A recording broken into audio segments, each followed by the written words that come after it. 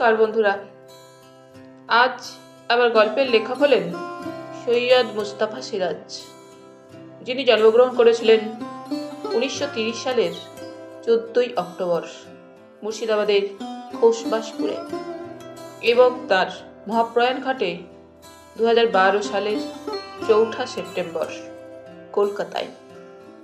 তার প্রতি গভীর শ্রদ্ধা নিবেদন করে শুরু করছি আজকের গল্প নিশি মৃগয়া। আজ থাকলো দ্বিতীয় পর্ব।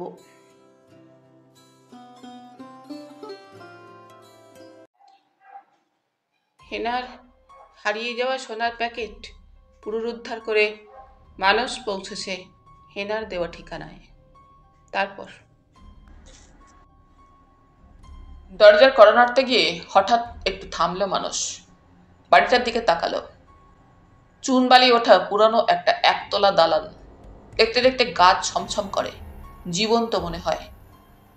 ঘেওয়া রাস্তার কুকুর যেমন আস্তাকুড়ের পাশে স্যাঁতস্যাঁতে জায়গায় চুপচাপ বসে কোনো কিছুর প্রতীক্ষা করে, বাড়িটাও যেন তাকিয়ে আছে তেমনি প্রতীক্ষায়, তেমনি লোভী ক্ষুধার্ত চোখ। এ অনুভূতি কেন হলো মানুষ জানে না। হয়তো এখানেই যত স্মাগলিংয়ের ঘাঁটি বা খুনে বদমাসের আড্ডা, দিবারাত্র ষড়যন্ত্র ফিসফাস, কখনো বোমা পিস্তল ছোড়াছুড়ি, ছুরি চালাচালি, ডান্ডাবাজ, খুন জখমের কারবার। হয়তো লোকালয় বসতি খুব ঘন নয়, অজস্র গাছপালা আর পেতনি ঝোপের আগাছায় ভরা পুরো জমি তো আছেই। নয়ন বিমোহন সুন্দর হাল ফ্যাশনে নতুন বাড়ির অভাব নেই। ছোট বড় খোলা ড্রেনে নোংরা জল আর আবর্জনার স্তূপ, দুর্গন্ধে বমি আসে। সামান্য কিছুটা এগোলে রেল ইয়ার্ড, অনেক টুকরো মালগাড়ি দাঁড়িয়ে রয়েছে। মধ্যে মধ্যে তীব্র শীষ দিয়ে চলাফেরা করছে নিঃসঙ্গ ইঞ্জিন। কাঁটাতারের বেড়ার ওপারে লোহালক করে স্তূপে একজন সশস্ত্র গার্ডও লক্ষ্য করছিল মানুষ। পরিবেশ হেনা চৌধুরীদের পক্ষেই চমৎকার। কড়া নাড়তে গিয়ে থেমেছিল মানুষ, কারণ দরজা কে খুলবে সে অনুমান করতে পারছিল না। কি বলবে সে, নিজের কি পরিচয় দেবে, কি উদ্দেশ্যে এসেছে জানাবে। কয়েক মিনিটের মধ্যেই সে চিন্তাটা সেরে নিল। তারপরে কড়া নাড়ল। দরজা খোলার বদলে প্রথমে ভিতর থেকে একটা গুরুগম্ভীর অথচ বিরক্তির আওয়াজ এলো। কণ্ঠস্বর পুরুষের না মহিলার বোঝা গেল না। জবাবে মানুষ ফের জোরে কড়াটা নেড়ে দিল। এবারে আওয়াজটা আরো স্পষ্ট, আরো বাজখাই, তার মানে বিরক্তি ব্যঞ্জক। কে, কি চাই? ব্যাপার কি, বাইরে এসে দেখবে তো। বড় অদ্ভুত এই পরিবারটা। মানুষও বিরক্ত হলো। রংচটা ধূসর জীর্ণ কপাটের জোরে মুখ রেখে সে বলল, চৌধুরী বাবুকে চাই, জরুরি দরকার। আওয়াজ এলো, কোত্থেকে আসা হচ্ছে, কি নাম? উত্তক্ত হয়ে মানুষ বলে, বাইরে আসবেন তো একবারটি। নেপথ্যে শোনা গেল, ফটিক, ও ফটিক, দেখতো বাবা, দুপুরবেলা কে এসে জ্বালাতন করছে। মরণ যত সব, সময় নেই অসময় নেই, যখন তখন শুধু ধানাই ঠানাই করা। ও ফটিক, ফটিক রে। 2 মিনিটের স্তব্ধতা। তারপর শিউরে উঠল মানুষ। কপাটের ওপর দিয়ে একটা ফুটো আছে, এতক্ষণ লক্ষ্য করেনি, এবার চোখ পড়েছিল তার। সেই ফুটোয় একটা চোখের মতো কি জলজলে, চঞ্চল, বড় অদ্ভুত। আড়াল থেকে কেউ তাকে দেখছে জানলে মানুষের চমকানো অস্বাভাবিক নয়। কড়া রোদে দাঁড়িয়ে আছে মানুষ, ঘাম জমেছে মুখে। রুমাল বের করে মুছতে মুছতে বলল, দরজাটা খুলুন না মশাই, অনেক দূর থেকে আসছি, লালগোলা থেকে। সঙ্গে সঙ্গে দরাম করে দরজাটা খুলে গেল।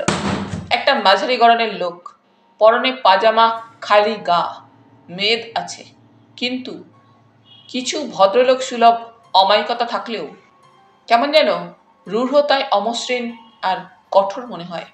মোটা নাক, কিন্তু থ্যাবড়া নয়। ঠোঁট দুটো খুবই পাতলা, পানের রং আছে, সংকীর্ণ চিবুকে ঔদ্ধত্যের ছাপ আছে, চৌকো চোয়াল। সবচেয়ে লক্ষণীয় তার চোখ দুটো। দৃষ্টি নয়, যেন দুখানা ধার ক্ষয়ে যাওয়া মরচে ধরা ছুরি। চোখের নিচে কালির ছোপ। মানুষের দ্বিতীয়বার গা শিউরে উঠল। এই ভেবে যে লোকটা ওই ক্রাচ দুটো ছাড়া চলতে পারে না, অথচ এত নিঃশব্দে দরজার কাছে চলে আসতে পেরেছে।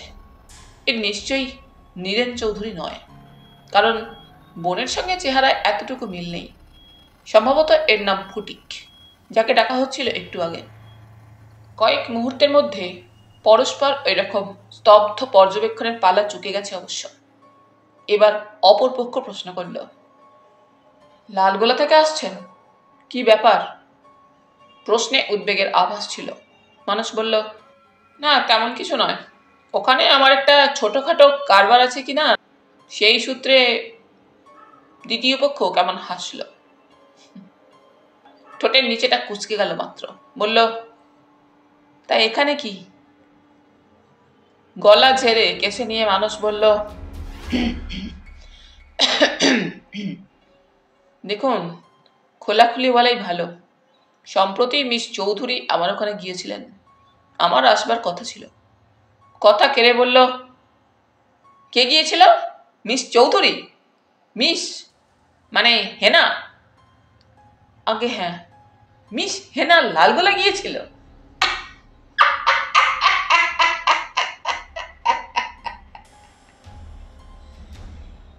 এই বলে ভদ্রলোক পিছন ফিরে বিকট বিশ্রী হেসে কার উদ্দেশ্যে বলে উঠল, শুনছ তোমার বৌমার কীর্তি? বলে গেল যাচ্ছে পাটনা, গিয়েছিল লালগোলা। তখন আমি ঠিকই বলেছিলাম, ও কখনো পাটনা যাচ্ছে না, এত বড় কনসার্ন সে নয়। হিল্লি দিল্লি পাটনা অব্দি কারবার রয়েছে। উহ, কি মিথুক। ভিতরে আওয়াজ এলো, সেই প্রথম শোনা কণ্ঠস্বর, স্পষ্টত নারী কণ্ঠ। পাটনা যাক নয় লালগোলা যাক, তোর তো মাথা ব্যথায় লাভ কি রে? চাকরির কাজে সব জায়গায় যেতে হয় মানুষকে। ফটিক নামধারী ক্রাচ ঠুকে বলল, সব বুঝি, বুঝেছ? একবার ফিরতে দাও, তারপর মজা দেখাচ্ছি। মিথ্যা কথা বলতে বুক একটু কাঁপে না? আশ্চর্য। সগর্জনে মহিলা ওদিকে বলল, ফটিক, আদিক্ষেতা করিস না, এটা ভদ্রলোকের বাড়ি, বাইরের লোক রয়েছে। ফটিক পাল্টা গজরালো, থাক বাইরের লোক, আমি মরে গেছি না বেঁচে আছি, যে যখন খুশি চলে যাবে আপিসের নাম করে, কোথায় রাত কাটাবে চালাকি পেয়েছে, আসতে দাও একবার। তারপর এক বর্ষীয়সী মহিলা, পরনে চুলপার সাদা শাড়ি, সাদা জামা, বেশ রাজভারী, অথচ প্রসন্ন চেহারা, তাঁরও পান রঞ্জিত ঠোঁট, এগিয়ে এসে ফটিককে আড়াল করে মানুষের সামনে দাঁড়ালেন। মিষ্টি হেসে বললেন, কিছু মনে করবেন না বাবা, কোত্থেকে আসছেন, কি দরকার? মানুষ ঘামছিল, ঘাম মুছে বলল, উনি মানে হেনা চৌধুরী কি আছেন?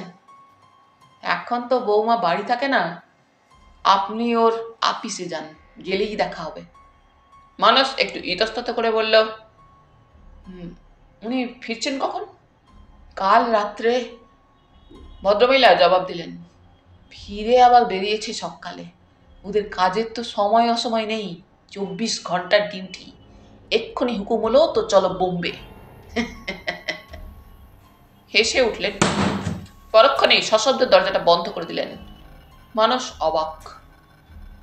তাহলে ওই লোকটি হেনা চৌধুরীর স্বামী, উনি হচ্ছেন শাশুড়ি।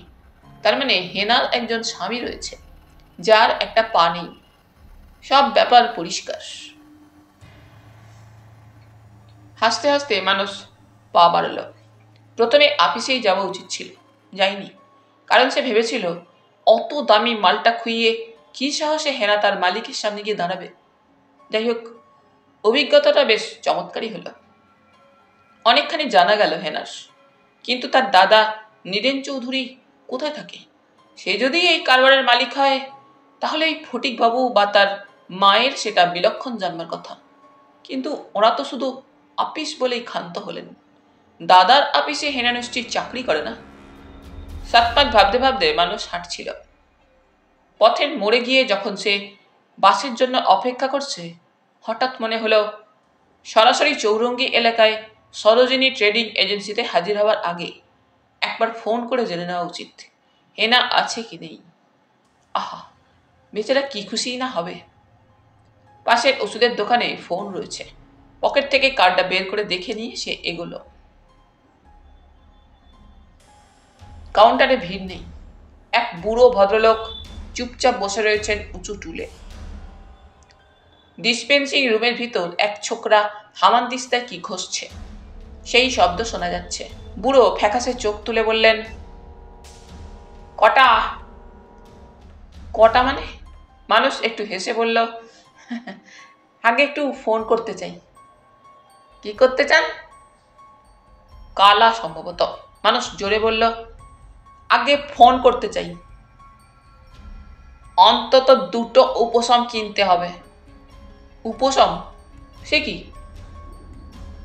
মাথা ধরার ট্যাবলেট, আমারই আবিষ্কৃত। এই বলে উনি একটা কৌটো বের করলেন। মানুষ সবিনয়ে কিন্তু উচ্চ কণ্ঠে বলল, ফোন করার দরুন চার্জ দেব। একজোড়া বুড়ো আঙুল এগিয়ে এলো মানুষের বুকের কাছে। এবার ভিতর থেকে ছোকরা কম্পাউন্ডার ঘোষণা করলো, চার্জ তো দিতেই হবে, ট্যাবলেটও কিনতে হবে। তাই বলুন, কত টাকা উপশমের? প্রতি ট্যাবলেট 60 পয়সা।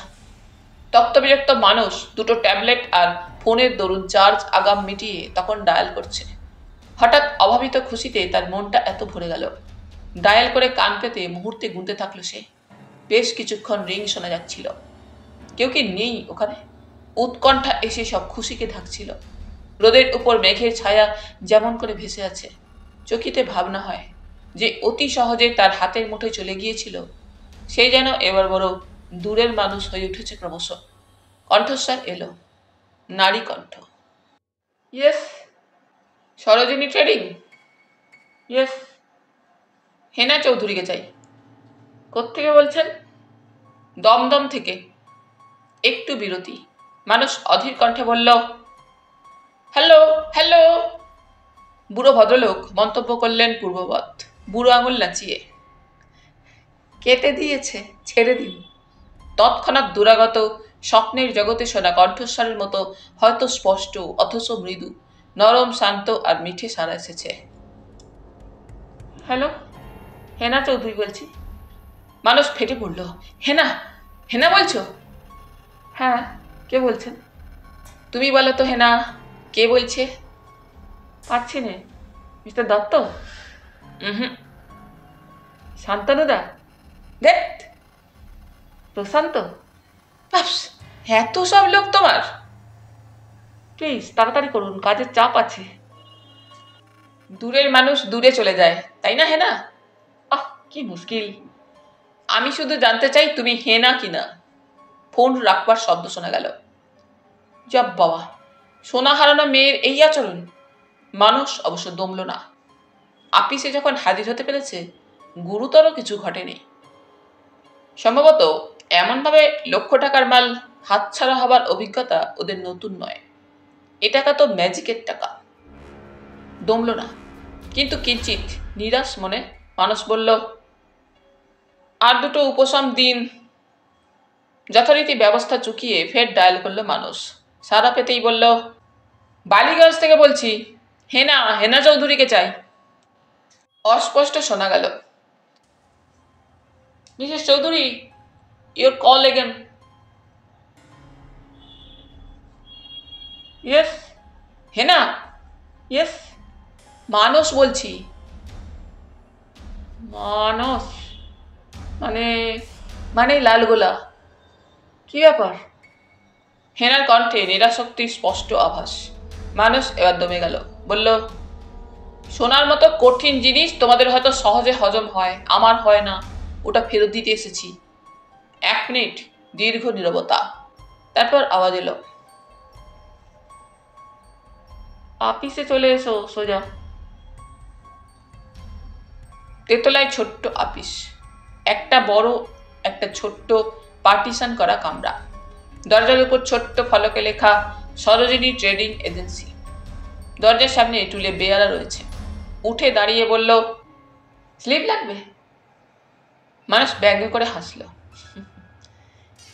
এ আমার অফিস, যত সব চোরের আড্ডা, সেখানেও স্লিপ ছাড়া কারোর সঙ্গে দেখা করা যাবে না। একটা চিরকুট আর পেন্সিল এগিয়ে দিয়েছে বেয়ারাটা। ছোট্ট হরফে নিজের নামটা লিখে মানুষ বলল, মিসেস হেনা চৌধুরীর সঙ্গে দেখা করব। বেয়ারা খুব তাড়াতাড়ি ফিরে এলো অবশ্য। ঘরে ঢুকে দ্রুত চারপাশে চোখ বুলিয়ে নিল মানুষ। এক কোণে স্তূপাকৃতি কয়েকটা প্যাক করা হিসাব মালপত্র। এক ভদ্রলোক হাতের কাগজের সঙ্গে সেগুলো মিলিয়ে নিচ্ছেন। সামনে পাশাপাশি দুটো টেবিল। এক টেবিলের টাইপ মেশিন, একটা অ্যাংলো মেয়ে টাইপ করছে, আঙুলে বড় বড় নখ। পাশেরটায় আরও একটি মেয়ে, অবাঙালি মনে হলো, ফাইল খুলে বসে রয়েছে। তারই হাতের কাছে উঁচু টুলে টেলিফোনটা রাখা। তারপর দুদিকে দেওয়াল ঘেঁষে দুটো লোহার আলমারি, তাই দিয়ে ওপাশের সংকীর্ণ জায়গাটুকু আলাদা চেম্বার করা হয়েছে। আলমারির সঙ্গে অদ্ভুত কৌশলে দড়ি বেঁধে একটা পর্দা ঝোলানো। পর্দার দিকে ইশারা করে বেয়ারা বলল, যান। ঘরের নীল পর্দাটা তুলেই মানুষ হেনার মুখোমুখি হয়েছে। একটা হাফ সেক্রেটারিয়েট টেবিলের ওদিকে এসে বসে আছে। অল্প কয়েকটা ফাইল আর কাগজপত্র পেপার ওয়েট চাপা। রীতিমতো আপিস তো বটেই। ইনি কি তাহলে আপিসের অন্যতম সাহেব শুভগোছের? মানুষ হাসল। হেনাও বলল, বসো। ভেবেছিলাম তোমায় ভীষণ উদ্বিগ্ন আর অসুস্থ দেখাবে, তা নয়, বেশ তাজা হয়েই বিরাজ করছো। ম্যানেজ হয়ে গেছে লসটা নাকি? তাহলে ওটা আমারই থাক, গরিব বেচারা যদি ওই দিয়ে গাড়ি হাঁকাতে পারি। হেনা একটু হাসল, যেন ম্লান। বলল, আমায় তাজা দেখাচ্ছে? সত্যি বলছো? শুধু তাজা নয়, ভীষণ জীবন্ত। বাইরে যখন থাকো তখন এতটা ঝকমকে দেখায় না।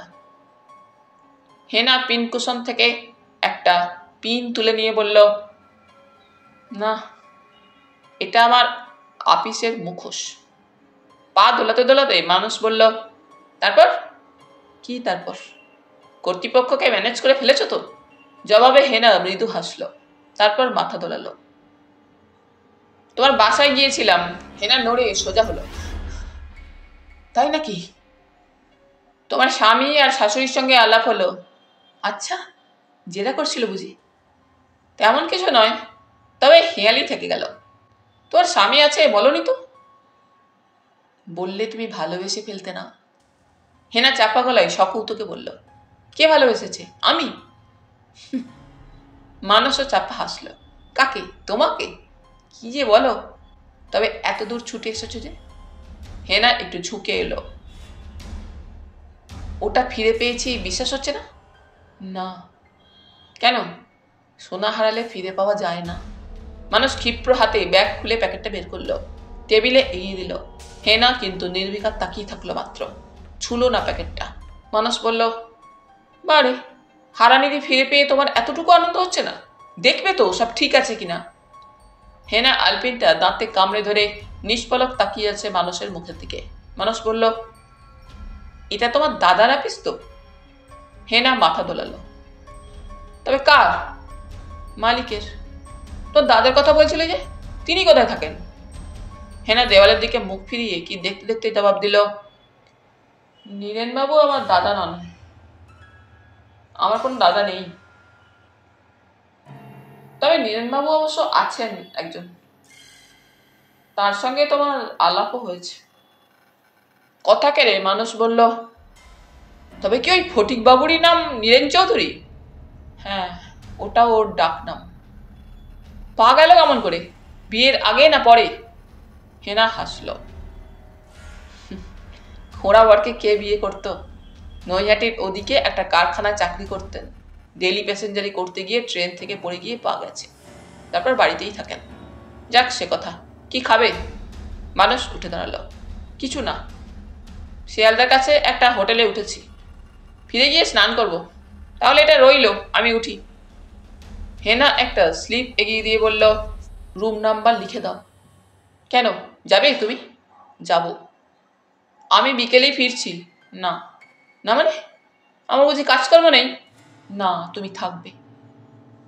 একটুখানি সময় অবাক না হলেও প্রশ্ন সংকুল দৃষ্টিতে হেনার দিকে তাকিয়ে থেকে আচ্ছা বলে মানুষ বেরিয়ে এলো। হেনা কিন্তু উঠল না। সিঁড়ি দিয়ে নামবার সময় মানুষের মাথায় এলো হেনার এই নির্বিকার আপাত সহজ আচরণের নিচে যেন বা গুরুতর কিছু রয়েছে। এত টাকার জিনিস ফিরে পেয়ে ও একটু চঞ্চল হলো না? এবারও তাজ্জব লাগে। কি বলে ম্যানেজ করেছিল জানবার স্বাদ থেকে গেল। হোটেলে পৌঁছে স্নানাহার সেরে লম্বা একটা ঘুম দিয়ে নিল মানুষ। কি প্রচন্ড মারাত্মক আলোড়ন না চলছিল এই 2-3টি দিন। অজান্তে কি ভীষণ বিপদের প্রান্তে চলে গিয়েছিল সে। ঝুর বাঁচা গেছে। এখন সুবোধ ছেলের মতো চাকরি নিয়ে আগের মতো নির্ঝঞ্ঝাট থাকতে চেষ্টা করবে। মনুকে স্রেফ ক্ষমা করে দেবে। বেচারা সতীশকে ভালো মতো দেখাশোনা করবে। শিগগির জিপ এসে যাচ্ছে। জিপে চেপে মল্লিক সাহেবের মতো জ্যোৎস্না রাতে সীমান্ত অঞ্চলে ঘুরে বেড়াবে। বন্দুকের জন্য দরখাস্তও করে ফেলবে শিগগির। চরের হাঁসগুলোর এরপর দলে দলে উড়ে পালাবার দিন গেল। তার আগেই সে শিকারী হয়ে উঠবে। পাকা শিকারী। কোনোদিন যেতেই বা ক্ষতি কি মহারাজদের সংরক্ষিত বন আমলাবাগে বাঘ কি শুয়োর মারতে? এসব ভাবতে ভাবতেই ঘুম এসে গিয়েছিল কখন। সন্ধ্যায় ঘুম ভেঙে গেল কড়া নাড়ার শব্দে। হেনা এলো নাকি? এই হোটেলের এরা কেউ কিছু ভেবে বসবে না তো? দরজা খোলবার মুহূর্ত অবধি হঠাৎ খুবই দ্রুত মানুষের মধ্যে একটা ওলট পালট ঘটে গেছে যেন। হেনা পরস্ত্রী। এই হোটেলে তার ঘরে সে আসছে। যেন দারুণ কোনো দুর্ঘটনা ঘটে যাবার আশঙ্কা রয়েছে। ওত পেতে বসে আছে আড়ালে বাঘের মতো এক অনিবার্যতা। অস্বস্তিতে মানুষ অস্থির। হেনা পরস্ত্রী। বারবার তার মনে পড়ছিল সেও কি সত্যি সত্যি ভালোবেসেই দুবার চুমু খেয়েছিল। সেই স্বাদ সেই স্পর্শ হাজার গুণ বেড়ে রক্তকে করেছে তোলপাড়। অথচ হেনা পরস্ত্রী। স্বামীর প্রতি তার হয়তো ভালোবাসা না থাক, করুণা আছে। সেই করুণাকে লাঞ্ছিত করার সাহস হেনার যতই থাক, মানুষের থাকা উচিত নয়। কিন্তু সে আত্মরক্ষার বর্ম পড়বার অবসর তাকে দিল না হেনা। দরজা খোলা মাত্র যা ঘটল তাতে মানুষ বেশ কিছুক্ষণ হতবাক হয়ে গেল। পদ্মা তীরে বর্ষার ধস নামা সে দেখেছে। কি প্রচন্ড শব্দে গাছপালা আর ঘাসে ঢাকা সবুজ মাটি হঠাৎ ধসে পড়ে উত্তরঙ্গ বিক্ষুব্ধ জলের বুকে, তলিয়ে যায়, ফের ভেসে ওঠে, ভাসতে ভাসতে সাগর অভিমুখে চলে যায়। যেন নরম সবুজ স্নিগ্ধ সুগন্ধ এক টুকরো মাটি জলে চিরক্ষণে একাকার হয়ে গেল। তারপর ভেসে উঠল, মুখ তুলল, সবটুকু ভেজা। হাসি কান্নার গভীরে যা উদ্বেল সুখ, সেই ভিজে সুখে আপ্লুত কণ্ঠস্বর হেনার। বাঁচতে স্বাদ ছিল, তবু পারতুম না। এমন সময় তুমি এলে। কি হেনা, কি? হেনা ওর বুকে মুখ গুজে রেখেই বলল, যদি তুমি পরের ট্রেনে আসতে। মানুষ অধীর কণ্ঠে বলল, তাহলে কি হতো তাহলে? হেনা, এই কথা বলো। হেনা মুখ তুলল, হাসল। দরজা বন্ধ করে দাও। কি বোকা মানুষ তুমি। মানুষ গিয়ে দরজা বন্ধ করে বলল, তাতে কি, তুমি তো আমার পাতানো বউ। ব্লাউজের ভিতর থেকে দোমড়ানো এক টুকরো কাগজ বের করলো হেনা। ক্ষিপ্র হাতে সেটা কেড়ে নিয়ে মানুষ দেখল স্পষ্ট হরফে লেখা আছে, আমার মৃত্যুর জন্য কেউ দায়ী নয়। তার মানে তুমি আত্মহত্যা করতে? মানুষ চেঁচিয়ে উঠল। হয়তো। কেন? শোনার জন্য? মালটা না পেলে ওরাই আমায় মেরে ফেলতো। হেনা ম্লান হাসল। কমাস আগে জুথিকা নামে একটি মেয়েকে ওরা মেরেছিল। খবরের কাগজে পড়ে থাকবে, সেই যে হাওড়া স্টেশনে বাক্সয়ে কাটা লাশ। মানুষ বলল, অবিকল তাই আমি অনুমান করেছিলাম। কিন্তু হেনা, কেন তুমি চাকরি করছো? ছেড়ে দাও। হেনা জবাব দিল, ছাড়বো বললেও হয়তো আর ছাড়বার উপায় নেই। আমি ওদের সব খবর জানি। চাকরি ওরা ছাড়তে দেবে না। বারে, দেশে সরকার আছে, আইন কানুন আছে। এ কি জঙ্গল? আইন আছে সেটা কাগজে কলমে, হয়তো আইন অনেক কিছু করবে। কিন্তু হেনা চৌধুরীর জীবনের জিম্বা 24 ঘন্টা ধরে নেবে কে? কতদিন বডিগার্ড দেবে তার? সে তুমি বুঝবে না, ও কথা থাক। মানুষ বিরক্ত কণ্ঠে বলল, আমি মানতে পারছি নে। তাতে কারোর কিচ্ছু আসে না। বেশ, তুমি তোমার স্বামী আর শাশুড়িকে নিয়ে আবার গ্রামে গিয়ে থাকবে, চলো। হেনা ওর হাতটা নিয়ে বলল, তুমি বড্ড ছেলে মানুষ। মানুষ জেদের স্বরে বলল, মোটেই না, তোমার চাকরির অভাব হবে না। আমাদের গ্রামে মেয়েদের জন্য স্কুল রয়েছে, জুনিয়র ছিল এতদিন, সবে হাই স্কুল করা হয়েছে। তুমি রাজি থাকলে বলো, ওখানে একটা মাস্টারি ব্যবস্থা করে দেবো। কতদূর পড়াশোনা করেছো? হেনা ওর মুখের দিকে তাকালো, বলল, শুনে অবশ্য আনন্দ হলো খুব। তবে তবে কি হেনা? কিছু না, ও কথা থাক। না বলে মানুষ ওকে সজোরে জড়িয়ে ধরল। একেবারে মেরে ফেলবো কিন্তু, যা বলছি লক্ষ্মী মেয়ের মতো শুনবে। চলো, এক্ষুনি তোমার শাশুড়ির কাছে যাব। হেনা যেন আরামে চোখ বুজে থেকে বলল, সত্যি বলছো? বলছি বলছি বলছি। একটু চুপ করে থেকে হেনা বলল, আমি স্কুল ফাইনাল পাস করেছিলাম। ওই দিয়ে মাস্টারি করা যাবে? যাবে। আমার এক আত্মীয় স্কুলের সেক্রেটারি, তোমার কর্তারও একটা ব্যবস্থা করা যেতে পারে।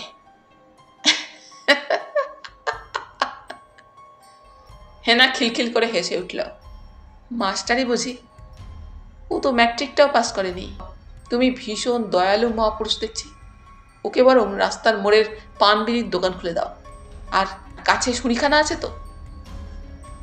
তার মানে দৈনিক ওর 2 টাকা 40 পয়সার একটা দেশি বোতল চাই। তাহলে মাসে কত পড়ে? তারপর খাওয়া দাওয়া আছে 3 জনের। অত টাকা দেবে তোমাদের স্কুল? মানুষ চিন্তিত মুখে বলল, ঠিক আছে, অসুবিধা হবে না, আমি তো আছি। হেনা সকৌতুকে বলল, তোমার এত দয়া কেন মানুষবাবু আমার জন্যে? হয়তো। আমি তো তার বদলেও কিছু দিতে পারবো না তোমায়। এই তো নিচ্ছি। হেনা সরে বসলো বিদ্যুতের মতো। আমায় কিনে ফেলা যায় খুব সহজে, তাই না? আশ্রয় নিয়েছিলাম, তার মূল্য দিয়েছি। সোনা ফিরে পেয়ে প্রাণ বাঁচল, তার মূল্যও দিতে এসেছি। কিন্তু চিরজীবন নিয়ে যাব আর দিয়ে যাব, তা হয় না। আমি কি শুধুই ব্যবসায়ী? কিছু বিস্ময়ে কিছু অভিমানে ওর দিকে কয়েক মুহূর্ত স্তব্ধ তাকিয়ে থেকে মানুষ বলল, তোমার সঙ্গে পরিচয় খুব সামান্য। হয়তো তোমায় পুরো বোঝা বা জানা আমার পক্ষে সম্ভব নয়। কিন্তু জীবনে কি শুধু অন্যকে আঘাত দিতেই বেঁচে আছো হেনা? পৃথিবীকে এত পর ভাবো কেন? এখনো পৃথিবী থেকে অনেক অর্থহীন অথচ সুন্দর জিনিস ফুরিয়ে যায়নি। নিজের জীবনের কাছে এখনো মানুষ কত কি দাবি করে। তোমার সেরকম দাবি কি কিছুই নেই? আছে বই কি, থ্রিল, হরর, সাসপেন্স। হেনা মুখ নিচু করে বলল, যা চাই সবই পাই। মানুষ বিদ্রুপের ভঙ্গিতে বলল, তাই মরবার কথা ভাবছিলে? সেও কি কম থ্রিল? মানুষ ক্ষুব্ধ কণ্ঠে বলল, থ্রিলটা অনুভব করতো কে? তোমার প্রেত? হেনা জবাব দিল না। গুমোট স্তব্ধতা কিছুক্ষণ। ঘরে আলো বড় কম, স্পষ্ট কেউ কারুর মুখ দেখতে পাচ্ছিল না। এই সময় স্তব্ধতা ভেঙে হেনা বলল, ধরো যদি এমন হয়, বাড়ির ওদের কিছু না জানিয়ে আমি তোমার সঙ্গে চলে যাই। না জানিয়ে? সে কি? হ্যাঁ, তারপর? গত কদিন তোমার ওখানে যেমন ছিল, তোমার বউ সেজে তেমনি করে। মানুষ চোখ বুজে কথা কাটল। আমি রাজি। বাড়িতে আমার বাবা আছেন, আর কেউ নেই, সে ম্যানেজ করা যাবে। একমাত্র সন্তান, সুতরাং অসুবিধা হবে না। বেশ, তারপর? তুমি আমাদের বাড়ির বউ সেজে থাকবে। তারপর? তারপর আর কি থাকবে? ওই শেষ, চিরদিন বউ সেজে।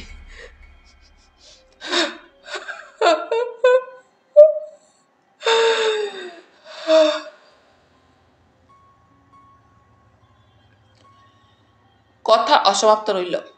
হঠাৎ কান্নার বিপুল ঝড়ে উবুর হয়ে হেনা চৌধুরী ফুলে ফুলে কাঁদতে থাকল।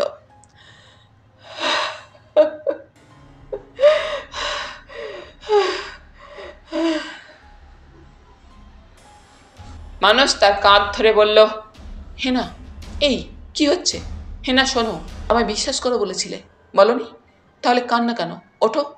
জীবন যখন এখনো নিজের হাতের মুঠোয় রয়েছে, ফের একবার চেষ্টা করতে ক্ষতি কি? ওঠো। এই হেনা। Thrill, horror, suspense. দাঁতে দাঁত চেপে উচ্চারণ করলো হেনা। আয়নার সামনে দাঁড়িয়ে কিছুক্ষণ নিজের প্রতিবিম্বের দিকে নিষ্পলক চেয়ে রইল সে। ফটিক ওরফে নীরেন চৌধুরী সদ্য আহার শেষ করে তেল চিটচিটে পুরানো আরাম কেদারায় বসে আছে বারান্দায়।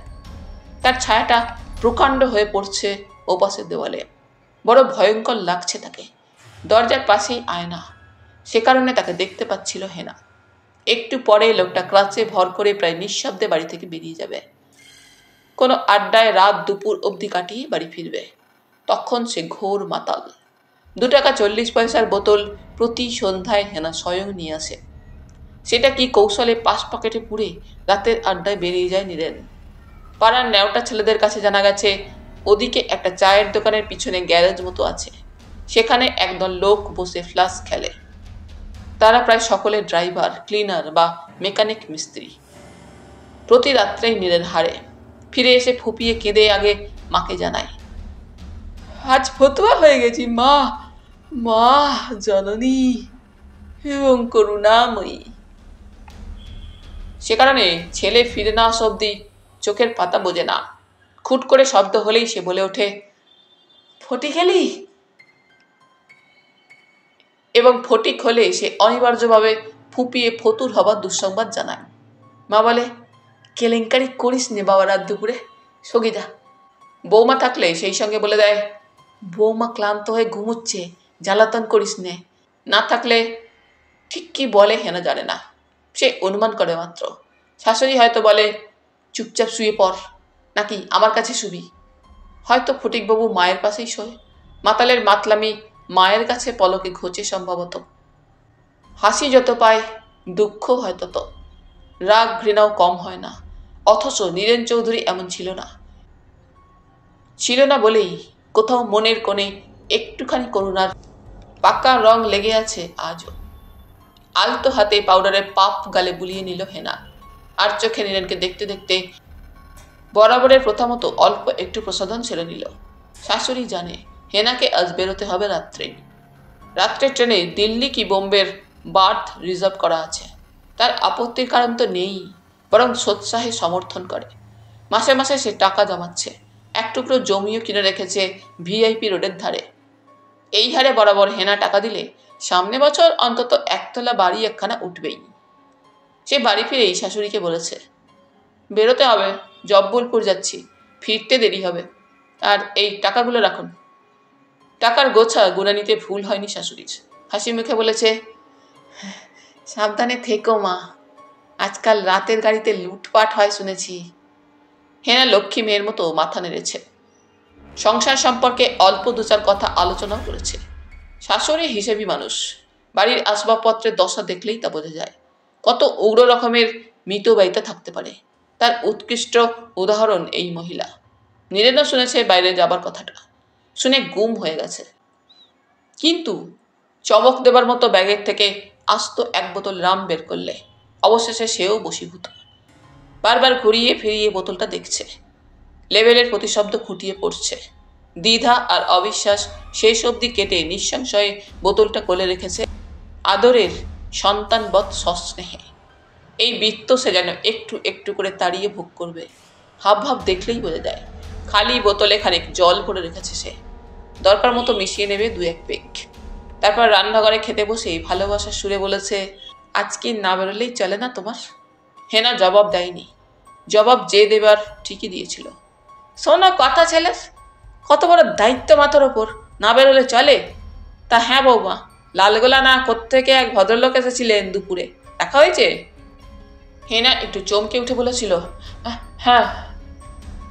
লালগোলার ভদ্রলোক এতক্ষণ শিয়ালদার প্ল্যাটফর্মে দাঁড়িয়ে ঘন ঘন ঘড়ি দেখছেন সম্ভবত। রাত 10টার কাছাকাছি গাড়ি। ফার্স্ট ক্লাসের 2টো টিকিট কেটে রাখার কথা আছে। যে পথে এতদিন হেনা সবসময় দুরু দুরু বুকে বারবার কামরা আর ক্লাস বদল করতে করতে পৌঁছেছে, সেই পথে সেই গাড়িতে সে আজ নিঃশঙ্ক চিত্তে মাথা উঁচু করে যাবে। কামরা বদলের প্রশ্ন নেই। পুলিশ, কাস্টমস, এক্সাইজ কারো তোয়াক্কা নেই। বরং কেউ চিনে ফেলে যদি চ্যালেঞ্জ করে বসে, হেনা চৌধুরীর ঠোঁটের কোণ বিদ্রুপের হাসিতে শানিত হতে দেখা যাবে। যেন গাড়িতে উঠে বসা মাত্র হেনা চৌধুরীর নবজন্ম হয়ে গেছে। সে ভুলে গেছে তার অতীত জীবন, সকল স্মৃতি, সকল দুঃখ আর শূন্যতার বোধ। স্বামী, হাসির ঝিলিক হেনার চোখে। সে জীর্ণ ময়লা ইজি চেয়ারে একটা ঠ্যাং ভাঙা কুকুরকে দেখেছিল, কিছু কৌতুকে, কিছু ঘৃণায়। তার অবাক লাগছিল, কেমন করে সে একদিন এই লোকটার হাতের মুঠোয় তার টাটকা ফুলের মতো হৃদয়টা তুলে দিতে পেরেছিল। সে আকস্মিকতার কোনো তুলনা হয় না। হেনা ঘরের ভিতরটা চকিত দৃষ্টি একবার দেখে নিল। কিছু কি থেকে গেল, যা না নিলে পরে খুব পস্তাতে হবে। ঘরে আসবাবপত্র খুবই অল্প। একটা তক্তপোষে ছেঁড়া তোষকের ওপর তাঁতের সস্তা চাদর দিয়ে কোনো মতে আবরু রক্ষা, দুটো শক্ত মাথার বালিশ মাত্র। শাশুড়ির মিতব্যয়িতার ছোঁয়াচ লেগে নয়। ভালো একটা চাদর বা যে কোনো গৃহস্থ দ্রব্য কিনতে গিয়ে হেনা ভেবেছে, থাক, কি হবে, বেশ তো চলছে। এটা হিসেবেরই ব্যাপার একদিক দিয়ে। হেনা হিসেব করে নিজের জীবনের ভালো থাকা বা ভালোভাবে বাঁচার দিকটায় কোনো ভালো লাগবার মতো কিছুই দেখেনি আসলে। যে সংসারের অন্য নাম নরক, সেখানে সুন্দরের সব স্পর্শই অসুন্দর হয়ে উঠতে বাধ্য। পাকে কতখানি সেন্ট মেশালে পাকটা পাক থাকে না, হেনা জানে না। তাই সেন্ট মেশাতে তার ভালোও লাগে না। একটা ভাঙাচোলা পালিশ চটা আলনায় কয়েকটা শাড়ি ঝুলছে, সেগুলো না নিলেও চলে। একটা চামড়ার সুটকেস আছে, বেশ বড়, দামি কাপড় চোপড় যা তা ওতেই রয়েছে। নীরেনেরও আছে কিছু গয়না, গায়েই যা রয়েছে তাই, আর কিচ্ছু নেই। মনে করতে চেষ্টা করলো সে, মনে পড়ল একতারা পুরনো চিঠি, বাবা মা আত্মীয় বন্ধুর, আর তার ফটোর অ্যালবাম। বিয়ের আগে এবং পরে নীরেনের সঙ্গে তোলা অনেকগুলো ফটো। ক্ষিপ্র হাতে সুটকেস খুলে সেগুলো বের করে তার ভ্যানিটি ব্যাগে ভরে নিল হেনা। দাঁতের ঠোঁট কামড়ে এদিক ওদিক তাকিয়ে ফের কিছুক্ষণ খুঁজল বা স্মরণের চেষ্টা করল। মনে পড়ল না আর। যদি তেমন কিছু থাকে, থাক, দেরি হয়ে যাচ্ছে। 9:30 বেজে গেল যে। শাশুড়ি খাওয়া সেরে রান্নাঘর সামলে এতক্ষণে ঘরে ঢুকলো। বলল, গোছানো হলো? বরং খেয়ে গেলেও পারতে, সেই তো দেরি হলো বেরোতে। খাবে? হেনা পূর্ববৎ জবাব দিল, না, অম্বল হয়ে যাবে, গাড়িতে ঘুমোনো যায় না। ওদের গাড়ি আসতে দেরি হচ্ছে কেন? হেনা অপ্রস্তুত দ্রুত জবাব দিল, কি জানি, অবশ্যই দেরি দেখলে ট্যাক্সি করে চলে যেতে বলেছে। হেম ডাক্তারের ওখানে গিয়ে ফোন করে এসো না। থাক, ট্যাক্সি করেই যাই। শাশুড়ি আফসোসের সুরে বলল, বাড়িতে এমন কেউ নেই যে ট্যাক্সি ডাকতে পাঠাবো, আর এই গলির ভিতর আসতেই চাইবে না হয়তো। চলো, আমি দিয়ে আসি। হেনা শিউরে উঠে বলল, না না, আপনাকে আর কষ্ট করতে হবে না, আমি দেখে নেব। বারান্দায় বেরিয়ে এলো। নীরেন মুখ ফেরালো। আলো অন্ধকারে মুখটা আবছা, কেবল চোখ দুটো চকচক করছে জানোয়ারের মতো। সে বলল, যাচ্ছ? সাবধানে থেকো। এই কণ্ঠস্বরে যে অস্পষ্ট কৃতজ্ঞতার আভাস, যা বহুদিন ধরে হেনার পরিচিত। এ কথা সত্য, নীরেন জুয়া খেলুক বা মাতাল হোক, হেনাকে খুব একটা জ্বালাতন করে না। কড়া স্বরে বড়জোর কিছুক্ষণ চেঁচায়, তারপর মায়ের ধমক খেয়ে চুপ করে যায়, নয়তো কাঁদে, শিশুর মতো একান্তে চুপি চুপি কাঁদে। হেনা দেখেও দেখে না, এড়িয়ে যায়। এই কান্নার পিছনে যে অভিমান, তা হেনার উপর যতটা নয়, হয়তো নিজের জীবনের উপরই ততটা। মাত্র একখানা পা শরীর থেকে খসে গেলে মানুষের কি ঘটতে থাকে, নীরেনকে দেখে তা টের পায় হেনা। কিন্তু কেন ঘটবে? কেন ওকে কৃতজ্ঞ, জুয়ারি কিংবা মাতাল হতে হবে? মনের জোর যার নেই, তাকে করুণা করতে করতে একদিন দেখা যায় করুণার সঙ্গে সঙ্গে ঘৃণাও অনেকখানি পুঞ্জীভূত হয়ে উঠেছে। হয়তো চিরদিনের মতো এই নিরানন্দ ঘর তাকে ছেড়ে যেতে হচ্ছে। তাই হেনা ঘরখানিকে যাবার সময় একটা দয়া করে যেতে চায়। ভাবতে চায় নীরেন বা তার মা সত্যি সত্যি বড় অসহায়।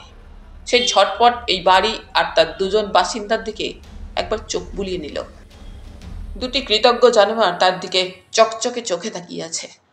ঠোঁটে হয়তো করুণ হাসি, হয়তো প্রত্যাশার নেশায় মেশা কিছু আলতো দুর্ভাবনা, কিংবা হয়তো সবটাই আসলে বহুদিনের এক জমাট ঘৃণার ছদ্মবেশ। হেনা এবং এরা পরস্পর পরস্পরকে ঘৃণা করে, এটাই হয়তো প্রকৃত সত্য। কিন্তু হেনা তো ইচ্ছে করলেই কবে এসব কিছু থেকে পালাতে পারত। মিস্টার দত্তের সঙ্গে প্রথম পরিচয়ের সময়, কিংবা সরোজিনী ট্রেডিংসে যখন উনি হেনাকে সুযোগ করে দিয়েছিলেন, তখনই সে বেছে নিতে পারত একান্ত নিজের জন্য কোনো শক্ত আশ্রয়, যেখানে ইচ্ছে মাত্র সুখ, আনন্দ, নিরাপত্তার কল্পতরু রোপণ করা যায়। সেটার চেয়ে সহজ আর কিছু ছিল না তো। পারেনি, কেন পারেনি বা এতদিন ধরে পারল না তা সে বুঝতে পারেনি। কি যেন এক গভীর সম্মোহ তার অবচেতনায় কাজ করে। সব কাজের শেষে, সব বিপদসংকুল জটিল দুর্গম অভিযাত্রার পরে একান্তভাবে মনে পড়ে এই জীর্ণ স্যাঁতস্যাঁতে একতলা দালানটা, একটা খোঁড়া মাতাল জুয়ারির পাশে অঘরে ঘুমিয়ে বাঁচে যেন। তাই কেমন পিছুটানের বিষণ্ণতায় দুটো উরু আর পায়ের পাতা ভারী হয়ে এলো। চোখ ছলছল করে উঠল হেনার। একটুখানি থেমে একটু ইতস্তত করে মুখ ডান দিকে আড়ালে রেখে বলল, চলি। তারপর হনহন করে বেরোলো।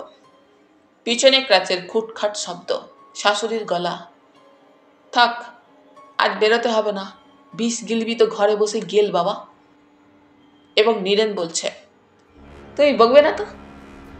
শুনতে শুনতে হেনা বেরিয়ে গেল। পথের ওপর দাঁড়িয়ে ডাইনে বাঁয়ে একবার তাকালো, ফের চলতে থাকলো। খুব ছেলেবেলা থেকেই মানুষ স্বভাবে জেদি আর একরোখা। একবার গো ধরলে আর রেহাই নেই। এবং এই জেদ বা একরোখামি তাকে ভাব বিহ্বল করে তোলে। সে রাতে বরাবর ঘড়ির কাঁটার দিকে তাকিয়ে যত অস্থির তত ভাব বিহ্বল হয়ে উঠেছিল। পৃথিবী একদিকে, সে একা অন্যদিকে। ও ধরনের সংকল্পের সে অভ্যস্ত। তাই হেনার ভবিষ্যৎ কি হতে পারে তা নিয়ে কিছুই ভাবছিল না। শুধু এই ট্রেন জার্নির রাত্রিটা কিভাবে তাড়িয়ে তাড়িয়ে উপভোগ করবে একটা সুন্দর স্বপ্নের মতো সেই ছবি ভাসছিল নিঃসংশয় মনের আকাশে। কত রঙের খেলায় উজ্জ্বল হচ্ছিল তার মন। কিন্তু 5 নম্বর প্ল্যাটফর্মে যথারীতি গাড়ি তৈরি হয়ে এলো। একসময় ছাড়বার ঘন্টাও শোনা গেল। হেনার পাত্তা নেই। টিকিট দুটোই কেটেছে ফার্স্ট ক্লাসের। ব্যাপার কি? হেনা কি কোনো বিপদে পড়ল নাকি? না, সেটা বিশ্বাস করতে ইচ্ছা করে না। হেনা সরলতার বা অকপট আত্মপ্রকাশের মধ্যে কোনো ছলনা যে কাজ করছে না তার প্রমাণ তার চোখের জল। একদিকে সে হয়তো দারুণ ছলনাময়ী অভিনেত্রী, অন্যদিকে সে শিশুর মতো সরল আর আশ্রয় ভিক্ষু মেয়ে। এতদিন ধরে যা চাইছিল যেন তা পেয়ে যাবার মুহূর্তে সে চরম আনন্দে আত্মসম্বরণ করতে পারছিল না। সাতপাত ভেবে অস্থির মানুষ স্টেশন থেকে বেরিয়ে রাস্তার উপর দাঁড়িয়েই রইল কিছুক্ষণ। ভিড় রাত 10টার পরেও সমান। অজস্র গাড়ির আনাগোনা, এমনকি ট্রাফিক জ্যামও ঘটছে। ক্ষিপ্র দৃষ্টি ছুঁড়ে ছুঁড়ে কত মেয়ে আর কত ট্যাক্সির যাত্রী তার দেখা হয়ে গেল। হেনার দেখা নেই। ফের একবার মেইন স্টেশনের প্ল্যাটফর্মে ঘুরে ব্যর্থ মানুষ ঝোঁকের বসে ট্যাক্সি চাপল অবশেষে, সোজা দমদম। দিনে এসেছিল, রাত্রে একটু অসুবিধাই হতো খুঁজতে। শেষ অবধি চিনতে পারলো বাড়িটা। অনেকক্ষণ করানোর পর ভিতরে ফটিকবাবুর মায়ের আওয়াজ শোনা গেল। কাকে চাই? অনুনয়ের সারে মানুষ দেখেছিল। দয়া করে বাইরে আসুন একবার, বিশেষ দরকার। তারপর দরজা খুলে হেনার শাশুড়ির আবির্ভাব। কিছুক্ষণ কড়া জিজ্ঞাসাবাদ, তারপর বলল, বৌমা জব্বলপুর গেছে, কদিন থাকবে সেখানে। কিন্তু একটা কথা বলি বাবা, রাত দুপুরে ভদ্রলোকের বৌজিদের অমন খোঁজাখুঁজি না করে ওর অফিসে গেলেই তো পারেন। জান, যত সব জ্বালাতন। মানুষ বলেছিল। শুনুন শুনুন। বদ্ধ দরজার ওদিক থেকে আওয়াজ এলো, বলেছি তো এই কিছুক্ষণ আগে বেরিয়ে গেছে। বেরিয়ে গেছে? তাহলে গেল কোথায়? ফের ট্যাক্সি চেপে স্টেশনে ঘোরাঘুরি, তারপর এক সময় ক্লান্ত হতাশ কিছুটা ক্ষিপ্ত মানুষ হোটেলে ফিরে গেল। তেতলার একটা ঘর ভাগ্যিস খালি ছিল। সারাটি রাত ঘুম হয়নি মানুষের। হেনা নিশ্চয়ই কোনো বিপদে পড়েছে, হয়তো তার গতিবিধির প্রতি নজর রাখে। এই হোটেলে এসেই তাদের সঙ্গে দরজায় আড়ি পেতে সম্ভবত সব শুনেছিল, কানে তুলেছে কর্তৃপক্ষের। তারপর থানায় কিছু জানানো হাস্যকর, মাঝখানে সে নিজেই ঝামেলায় পড়ে যাবে। হেনার দুর্ভাগ্যের জন্য মানুষের চোখে জল এসে গেল। পরদিন সকালবেলাটা কি দুশ্চিন্তা আর চমকে কাটল বলার নয়। প্রতি মুহূর্তে সে চমকে উঠছিল, এই বুঝি হেনা হঠাৎ কোত্থেকে এসে হাজির হবে। 10টা বাজলে সে ফোন করলো হেনার অফিসে। তারপর সেই টাইপিস্ট মহিলার নিরাসক্ত কণ্ঠে শুনল, মিসেস চৌধুরী রাত্রে জব্বলপুর গেছেন অফিসের কাজে। জব্বলপুর একা? No, she is accompanied by mister Saxena. তিনি কে? Silly question. পরক্ষণে ফোন রাখবার বিরক্তিকর আওয়াজ। বেশ কিছুক্ষণ হতবম্ব আর অবসন্ন হয়ে দাঁড়িয়ে রইল মানুষ। তারপর আস্তে আস্তে নিজের ঘরে চলে এলো রিসেপশন রুম থেকে। হেনা চৌধুরী ফের একটা স্টান্ট দিয়েছে তাকে, জব্বর স্টান্ট। ডাইনি কোথাকার। কেউ তাকে ঠকাচ্ছে টের পেলে মানুষ ক্রোধে পাগল হয়ে যায়, সবকিছু ওলটপালট করার জন্য হাত নিষ্পিস করে। তাতে হেনা চৌধুরীর কার্ডটা, সেটাই আপাতত ছিঁড়ে কুচি কুচি করে ফেললো, পায়ে দলল। তারপর মানিব্যাগ খুলে সেই চুলের কাঁটাটা বের করলো। প্লাস্টিকের কালো কাঁটাটা দুমড়ে ভাঙতে গিয়ে হঠাৎ থামলো সে। কেন? জীবনের এক বিচিত্র রাত্রের স্মৃতি মাত্র। অল্প ভালো কি লাগেনি? লেগেছিল। থাক এটা। অগাধ ভয়ঙ্কর এক শূন্যতা তাকে গ্রাস করেছিল ক্রমশ। এই তুচ্ছ কাঁটাটা তার জীবনের সব পূর্ণতাকে ঘুণ পোকার মতো আছড়ে কামড়ে ক্ষয় করে ফেলছিল কতদিন থেকে। এখনো বাকি যা আছে সবটাই হয়তো শেষ করে দেবে সে, তবু তার কেমন একটা মূল্য আছে মনে হলো এখন। এই বড় জাদুকরি কাঁটা। লালগোলা ফিরতেই সন্ধ্যা। কোয়ার্টারে পৌঁছেই মানুষ শুনল বাবা লোক পাঠিয়েছিলেন। তার লোক একটা চিঠি রেখে গেছে। ইসমাইল রেখেছিল সেটা। বাবা সামনের সপ্তাহে একবেলার জন্য একবার বাড়ি আসতে বলেছেন, জরুরি দরকার আছে। কাজের মধ্যে ঢুকে সব জ্বালা জুড়োতে চাইছিল মানুষ। এই যেন একটা পরাজয়ের প্রচণ্ড গ্লানি। মাথা নুয়ে পড়েছে লজ্জায় নিজের জীবনেরই কাছে। যুক্তি, জ্ঞান, বুদ্ধি, সাহস, সব ভালো ভালো জিনিস কার ভয়ে লুকিয়ে পড়েছিল। দিনের পর দিন, ঘন্টায় ঘন্টায় তারা যত মাথা তুলছে, মানুষ তত অবাক হয়ে দেখছে তার কি মারাত্মক বন্যার তলায় চাপা পড়েছিল তার প্রকৃত সত্তা। ইতিমধ্যে জিপ এসে গেছে। আমলাবাগের ওদিকে চটানে রাঘব ড্রাইভারের কাছে দুবেলা তালিম নিচ্ছে সে। সীমান্ত এলাকা, তাই ভালো পথঘাট অজস্র রয়েছে। সুযোগ পেয়েই সে ঘুরে বেড়ায়, কখনো রাঘবের কাছ থেকে স্টিয়ারিং কেড়ে নেয়। কদিন পরে ফের লোক এসেছিল বাড়ি থেকে। বাবা খুব দুঃখিত হয়েছেন। মানুষ যাচ্ছে না কেন? মানুষ ব্যাপারটা আঁচ করেই যাচ্ছিল না। মুখে বলল, এই তো সেদিন এলাম, আবার কি? কিন্তু এবার না গেলে নয়। বাবা নিজেই হাজির হবেন। গ্রাম্য গৃহস্থ মানুষ, এখনো হাঁটুর ওপর কাপড় তুলে ঘুরে বেড়ান, ছেলের গল্পে পাড়াগা তোলপাড় করে বেড়ান। এই পরিবেশে তাকে এখানে কল্পনা করতে ভয় লাগে মানুষের। অগত্যা যেতেই হলো। কিন্তু এবার আর ট্রেনে নয়, নিজের জিপে। জঙ্গিপুরে হেডকোয়ার্টার। মল্লিক সাহেব তাকে দেখেই বললেন, আহো আহো, বৌমা কেমন? পরক্ষণে চোখ নাচিয়ে ভুঁড়ি দুলিয়ে হাসি। এখনো বড্ড ছেলে মানুষ। বুঝছি। পাফস। তা দেখো মানুষ, 50-52 বয়স হইল, বিবাহ করি নাই, কিন্তু বুঝি সব। মুখের কাছে মুখ এনে চাপা গলায় পুনশ্চ বললেন, বেশি ঝগড়াঝাটি করলে শান্তি পাইবা না দাম্পত্য জীবনে। স্ত্রীলোকে একটুখানি মানাইয়া লইতে হয়। ফের হো হো হা হা হাসি। মল্লিক সাহেব বললেন, একবেলা আতিথ্য করিয়া আসবো সুযোগ মতো, প্রস্তুত থাকে যান। মানুষ বাড়ি যাচ্ছে শুনে মল্লিক সাহেবের কি যেন মনে পড়ে গেছে। বললেন, চলো আমিও লগে লগে যাই। বহরমপুর অব্দ যাইব। কি সব গোলমাল বাজছে আমার নামে, আর কইও না। তা হ্যাঁ মানুষ, দারেশ বাবুরে কইয়া আইস, বৌমারে দেখাশোনা করেন যান। মানুষ মাথা দোলাল। ওনার গিন্নিকে কওনের দরকার। কি কও? ফের মানুষ মাথা দুলিয়ে জানালো, হ্যাঁ তাও বলে এসেছে। মল্লিক সাহেব মন্তব্য করলেন, দারেশ বাবুর মাইয়াটাও বেশ ভদ্র, কনিয়ারে পরে যান। মানুষের গাড়িতে শুধু রাঘব ড্রাইভার। সামনে মল্লিক সাহেবের গাড়িতে, তার পাশেই মানুষ অতি কষ্টে বসেছে। সারা পথ নানা রকম গল্পে কান ঝালাপালা হয়ে গেল তার। হঠাৎ নবগ্রাম চৌমাথায় এসে মল্লিক সাহেব বললেন, রাখো রাখো মানুষ, তুমি যাও, আমি একবার মমিনবাদ যাই। আর কইও না, আরিফ মিয়ারে চেনো? না, চেনো না? মস্ত কন্ট্রাক্টর, কতদিন থেকে কয় জিয়াকত লন, সুযোগই পাই না। আই যাইলাম যখন। ভোজন বিলাসী মানুষটির জিপ বাঁদিকের রাস্তায় ধুলো উড়িয়ে গাছপালার আড়ালে মিলিয়ে গেল। মানুষ নিজের গাড়িতে উঠে বলল, কই আমাকে দাও রাঘব। সর্বমোট মাইল 30 দূরত্ব। গঙ্গা পেরোতে বেশ দেরি হয়েছিল।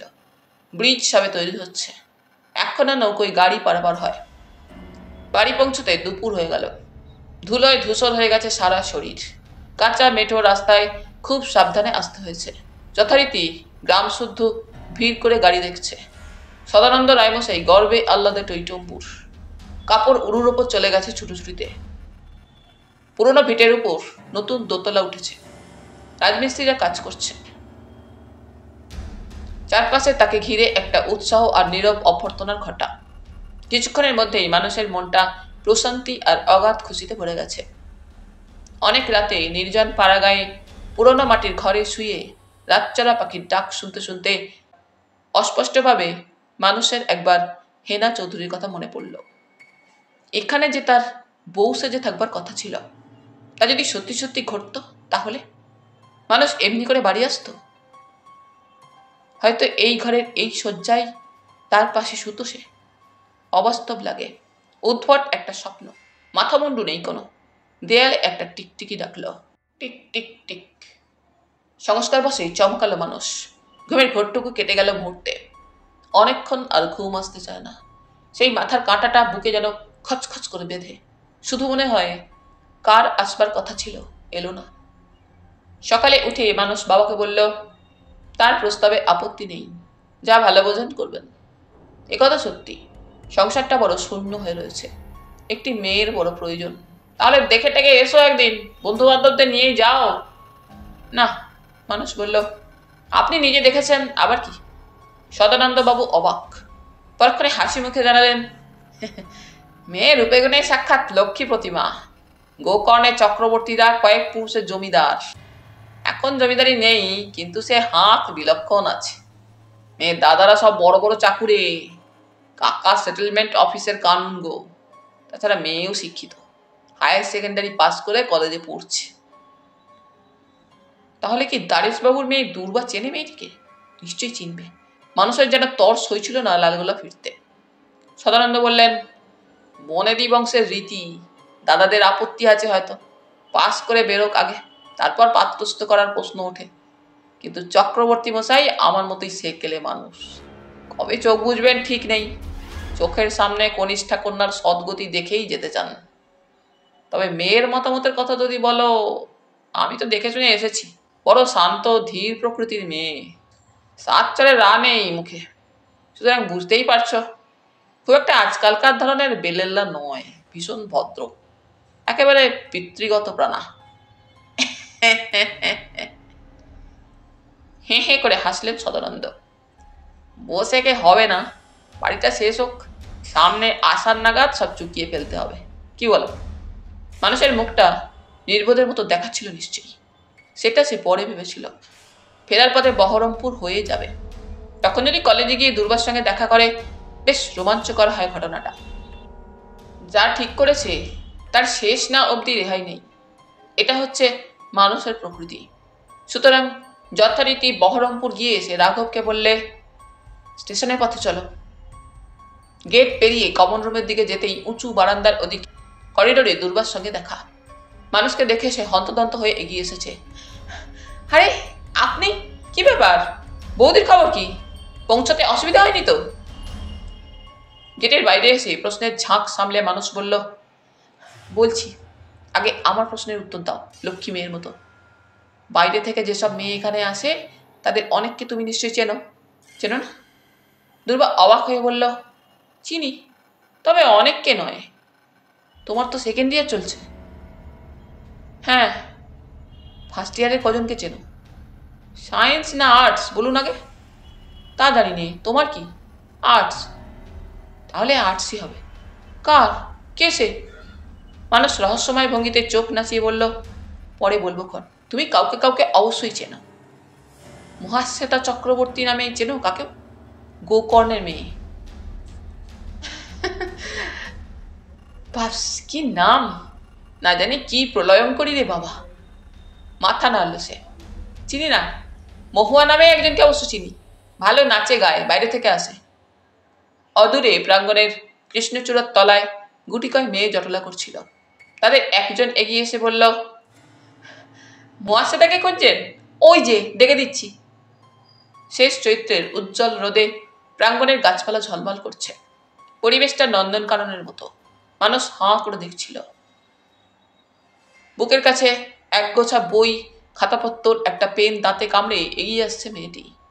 সৎপাত্র হতে গেলে কি কি গুণ থাকা দরকার মানুষ হিসেব করে মেলাচ্ছিল। আগের মেয়েটি বলল, তোমায় খুঁজছেন এই ভদ্রলোক। দুর্গা ফিসফিস করল, কি ব্যাপার? মানুষ আগে নমস্কার করে বসল এবং প্রতি নমস্কার চুকে যেতেই সে বলল, আপনি গোকর্ণ থেকে আসেন? হ্যাঁ। সুধাকান্ত বাবু আপনার কে হন? বাবা। মানুষ বোকার মতো বলল, আমি কে জানতে চাইলেন না তো? মহাশ্বেতা একটু হাসলো মাত্র। পলাশতলার কাকেও চেনেন? একটুখানি মাথা দোলানো। হ্যাঁ কিংবা না বোঝা মুশকিল। রায়বাবুদের কাউকে চেনেন না? জবাব যথাপূর্ব। আজ তো শিমুল ফুল রে বাবা। মানুষ একটু বিরক্ত হলো মনে মনে। তারপর বলল, আপনার বাবা জানেন সব। আমি পলাশতলা সদানন্দ রায়ের ছেলের বন্ধু। এবার বোধহয় ব্যাপারটা বুঝতে পারছেন না? আগের মেয়েটি দুর্বার দিকে তাকিয়ে মুখ টিপে হাসল। তারপর মহাশ্বেতার পাশে গিয়ে দাঁড়ালো, যেন এই ভদ্রলোক চলে গেলেই বাঘের মতো ঝাঁপিয়ে পড়বে, উত্তপ্ত করে মারবে সারাক্ষণ।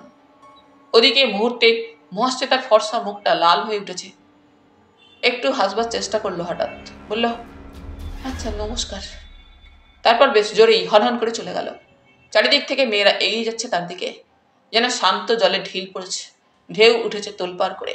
হাসতে হাসতে মানুষ বলল, চলি দুর্বা, একটা স্টান্ট দেব, তৈরি থেকো। তারপর অদূরে অপেক্ষমান জিপে লাফ দিয়ে উঠে হাত মারল দুর্বার উদ্দেশ্যে। দুর্বা ফ্যাল করে ওদিকে তাকিয়ে রয়েছে। মানুষ বলল, স্পিড বাড়াও রাঘব, যতটা পারো। একটা জানালার ছিটকিনি আটকাতে ভুল হয়েছিল। গ্রীষ্মের বিকেলগুলো একটা করে কালবৈশাখী নিয়ে আসে আজকাল। যত ঝড় তত বৃষ্টি আর শিলাপাত। দরজা খুলেই মানুষ দেখছিল সর্বনাশের কীর্তিটা। রাজ্যের ধুলো, কাদা, পাতা কুটো ঠিকঠিক করছে ঘরময়। অর্ধেক বিছানা ভিজেছে, মেঝেই জল জমে আছে। সবে সন্ধ্যার আবছায় জমে উঠেছে পৃথিবীতে। ঘরের ভিতর কোনো আলো ছিল না, যা ছিল তা আলোর আভাস মাত্র। তাতেই সবটা ঠাউর করা গেল। সুইচ টিপে বিরক্ত হলো সে। কারেন্ট বন্ধ। সম্ভবত ঝড়ের লাইন ছিঁড়েছে কোথাও। বছরের এ সময়টা এমন ঘটনা ঘটে থাকে। ওদিকে হাসপাতাল থেকে বেরিয়ে সতীশ বেয়ারা ফের ছুটিতে গেছে। ইসমাইল লোক দেবে বলেছিল, মনোমতো কাকেও পাচ্ছে না। নতুন বেয়ারার জন্য দুবার রিমাইন্ডার গেল, পাত্তা নেই। মল্লিক সাহেব হয়তো ভুলেই গেছেন। রাঘব, মানুষ ডেকেছিল। রাঘব গেটের বাইরে জিপে বসে আছে, গ্যারেজ অফিসের ওদিকে। স্যারকে নিয়ে অফিসে যাবার কথা আছে। রাঘব বারান্দায় এসে সাড়া দিল, বলুন স্যার। মানুষ পয়সা দিয়ে বলল, মোমবাতি কিনে নিয়ে এসো শিগগিরই, কারেন্ট ফেল করেছে। রাঘব চলে গেল। মানুষ অবাক হয়ে দেখল সে জিপ নিয়েই মোমবাতি কিনতে যাচ্ছে। যাক, দোকান খুব ধারে কাছে তো নয়। বাইরে যতদূর চোখ যায় চারপাশে সব কালো রঙে আগাগোড়া ঢাকা। তাহলে একদা এই ছোট্ট শহরটা তার পাড়া গেয়ে পোশাকের মতো প্রচুর গাছপালার আড়ালে এমনি করে এক একটি রাত্রি অতিবাহিত করেছে। কি রহস্যময় আর ষড়যন্ত্র সংকুল দেখাচ্ছে। গায়ে কাঁটা দিল মানুষের। রাতের সীমান্ত নগরীকে এভাবে কখনো অনুভব করেনি, যার গভীর প্রত্যন্তে কোথাও যেন হাঁটছে চুপি চুপি এক অপরূপা নারী। চুপি চুপি যেমন করে অন্ধকারে হাসনুহানার ফুল ফোটে, সুগন্ধে মন করে তোলে মাতাল, তেমনি করে সে ফোটে। হাসি অশ্রুময় চটুল কথায় ভরিয়ে দেয় মন, অথচ ছুতে গিয়ে খুব কাছে দেখে ভয় করে। হয়তোবা ডালে জড়িয়ে আছে বিষধর সাপ, আর তাই মনে হয় তার গন্ধই ছলনা, শুধু দূর থেকে পাবার। কাছে গেলেই জ্বলে মরার ভয় থাকে। এই মায়া বিভ্রম বেশ কিছুক্ষণ অভিভূত করে রাখলো মানুষকে। তারপর অন্ধকারেই ঠোঁটের কোণে ফুটে উঠল একটুখানি হাসি। ভীষণ রোমান্টিক হয়ে পড়েছে নাকি? হওয়া স্বাভাবিক। রাত্রিবেলার ব্ল্যাক আউটগ্রস্ত সীমান্ত শহরগুলো কিন্তু সত্যি সত্যি বিপজ্জনক হয়ে ওঠার অবকাশ পায়। এ মৌকা ছাড়তে চায় না স্মাগলাররা। ভবেশবাবুর কাছে কত সব ভয়ঙ্কর গল্পই না শুনেছে। ইদানিং খুঁটিয়ে খবরের কাগজ পড়া তার অভ্যাস। কলকাতা থেকে ট্রেনে কাগজ আসতে প্রায় দুপুর গড়িয়ে যায়। প্রথমে সে আইন আদালতের কলমে চোখ রাখে, তারপর খুঁজে বেড়ায় টুকিটাকি দুর্ঘটনা বা খুন খারাপির খবর। কাগজওয়ালা এগুলো না চেপে পারে না, কিন্তু এত ছোট্ট অগোছালো আর ঠাসা যে বোঝাই যায় না কিছু, এমনকি বানানো বলে মনে হয়। এ মন্তব্য অবশ্য দারিশবাবুর। তারও একই অভ্যাস। খবর মানেই তা সাংঘাতিক ঘটনার বিবরণ। আগে দারেশবাবুর এই বিশেষ দিকে আগ্রহের ব্যাপার লক্ষ্য করে মানুষের মনে হতো লোকটার সম্ভবত কিছু অতীত দুষ্কর্ম আছে, কিংবা এখনো আড়ালে আবডালে কোনো রকম দুষ্কর্ম চালানো হয়, যা ধরা কারোর পক্ষে দুঃসাধ্য। অর্থাৎ ঘোরতর সন্দেহের চোখে দেখত ওভারসিয়ার বাবুকে। এখন কিন্তু সে নিজেই কতকটা সন্দেহের যোগ্য হয়ে পড়েছে নিজের অজ্ঞাত সারে। তাই তো মানুষের চাপা পাপ আছে, এবং সে খবর রাখে মনু সতীশেরা। তুলসী পাতায় বসে বললেও ওরা মানুষকে আর সজ্জন ভদ্র বলে স্বীকার করছে না। কে জানে কথাটা ইতিমধ্যে কতগুলো কানে পৌঁছেছে। এসো সাহেবের ঘরে এক বাক্স সোনার পাট দেখেছিল। এ রহস্যের জট খুলতে কি দেরি হয়েছে? হেঁট হয়ে মেঝে থেকে খবরের কাগজটা তুলে নিল মানুষ। কপাটের ফাঁকে হকার ফেলে দিয়ে গিয়েছিল। ভিজে চপচপ করছে, কিন্তু সেই সঙ্গে মানুষের অতর্কিতে মনে হলো আরও কি যেন ছুঁয়েছে সে। ভিজে আর খসখসে একটা কাগজের টুকরো। ফের হাত বাড়াতেই ঠেকলো সেটা। একটা খাম। খাম চিঠি। কে লিখেছে চিঠি? অফিসের চিঠি নয়, তাই খামের বোঝাই যাচ্ছে। ক্ষিপ্র হাতে দেশলাই জ্বালল সে। ভিজে খামটা খুব পাতলা, তার মানে চিঠিটা ছোট। খামের রং নীলচে, বিন্দু বিন্দু পুঁটিতে ভরা কাগজ। বেশ শৌখিন খাম। পোস্ট অফিসের খামের সাইজ নয়, সচরাচর বাজারে যা পাওয়া যায় সেই রকম। ওপরে ঝাপসা হরফে তার নাম ঠিকানা লেখা। প্রেরকের জায়গায় একটা অদ্ভুত মনোগ্রাম। আর কিছু নয়। দ্বিতীয়বার দেশলাই জেলে মনোগ্রামটা দেখে চমকে উঠল মানুষ। STA। এক অসহ্য বিদ্যুৎ স্রোত তার নাভি কেন্দ্র থেকে নিচে ওপরে চারপাশে ছড়িয়ে গেল চোখের পলকে। Sarojini trading agency. চিঠিতে কি আছে? কোনো দুঃসংবাদ? হেনার অন্তিম ইচ্ছানুসারে কর্তৃপক্ষ খবর পাঠিয়েছে? কি ঘটেছিল সে রাত্রে? অ্যাক্সিডেন্ট? হয়তো তাই। তা না হলে হেনা কখনো কথার খেলাপ করতো না। নিজের উদ্ধারের পথ থেকে মুখ ফিরিয়ে উল্টো দিকে পা রাখত না। দৈব তাকে অন্য মুখে ঘুরতে বাধ্য করেছিল। চোখ দুটো জ্বালা করছিল মানুষের, শরীর শক্ত হয়ে আসছিল। সরোজিনী ট্রেডিং এজেন্সির অফিসিয়াল খামে হেনা তাকে ছিঁড়ে লিখতে পারে না। মানুষ বুঝতে পারছিল না হঠাৎ কেন হেনার উপর তারা তো গভীর আস্থার উদ্রেক হচ্ছে। খামটা অন্ধকারই সাবধানে খুলল সে। বুকে হাতুড়ি পড়ছিল তার। ফের দেশলাই জ্বালল সে। কাগজটাও বেশ দামি, অল্প অল্প ভিজেছে মাত্র। আর অত বড় নীল সুন্দর কাগজটা, তাতে বড় বড় হরফে খুব সামান্য কথাই লেখা আছে। নিচে কোনো স্বাক্ষর নেই, কোনো নাম নেই। কে লিখেছে তা অবশ্য এক পলকেই জানা গেছে। আমায় ক্ষমা করো। না, কোনো তারিখ নেই, কোনো জায়গার নাম নেই। ভিজে ঝাপসা হরফগুলো যেন হেনার অশ্রুতেই ভিজেছে সব। 13 মাইলে কালকের ঝড়ে বিরাট একটা অসত্য উপড়ে গেছে।